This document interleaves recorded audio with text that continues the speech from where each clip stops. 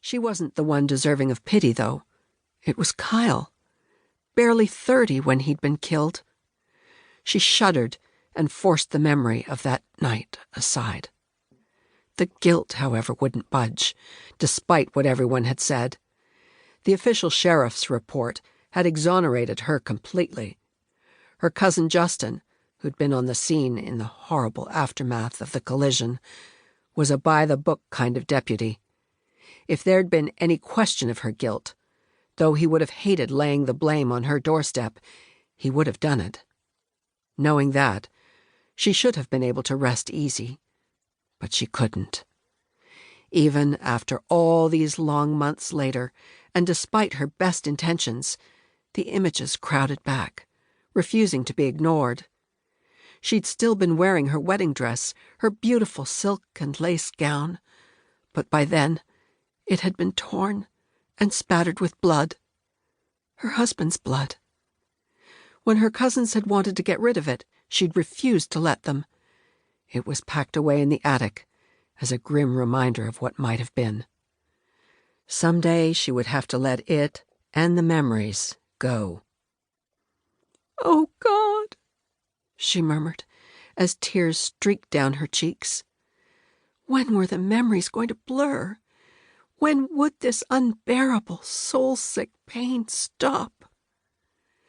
Blinded to everything except her own internal misery, it took a blast of icy air from the unexpected opening of the door to snap her out of it. She hadn't even seen the man approaching, hadn't expected anyone to be out on such a cold and furious night. She glanced up to meet worried brown eyes flecked with gold. "What's a pretty lady like you doing all alone on a Friday night?" he asked, in the easy way of a man to whom flirting was second nature. The words were barely out of his mouth when the crooked smile faded from his lips, and worry creased his brow.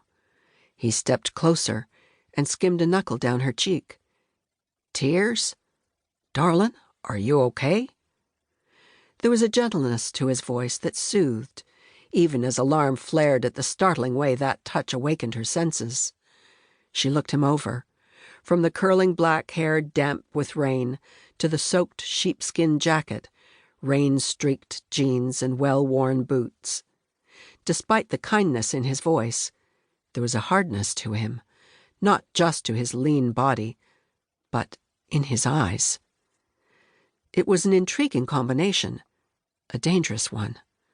That must be why her pulse was ricocheting all over the place.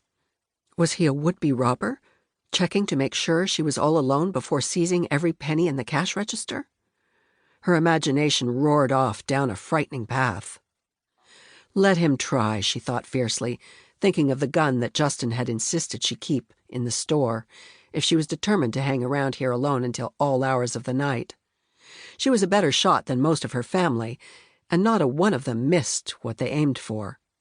Of course, there wasn't much cash worth killing over. She'd taken most of it to the night drop at the bank just before the new pharmacist had left for the evening.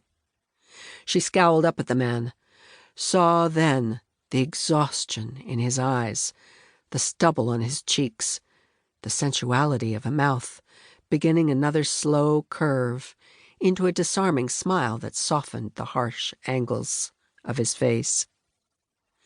What she missed was any hint of a real threat. Whatever this man's story, it seemed evident to her that he meant her no harm. His concern struck her as genuine, as impulsive and automatic as his smile. Satisfied, she met his grin with one of her own and briskly wiped away the last traces of her tears with an impatient swipe. "I was just debating whether to close up," she said, turning back inside and heading for the lunch counter, which was her domain, even though she owned the whole place now. A few months back, she'd hired a pharmacist and a teenager to work the rest of the store once Doc Dolan had retired and headed off to the Gulf Coast of Texas. "I didn't expect anyone to be out on a night like this. You startled me." "Sorry. I've been on the road all day.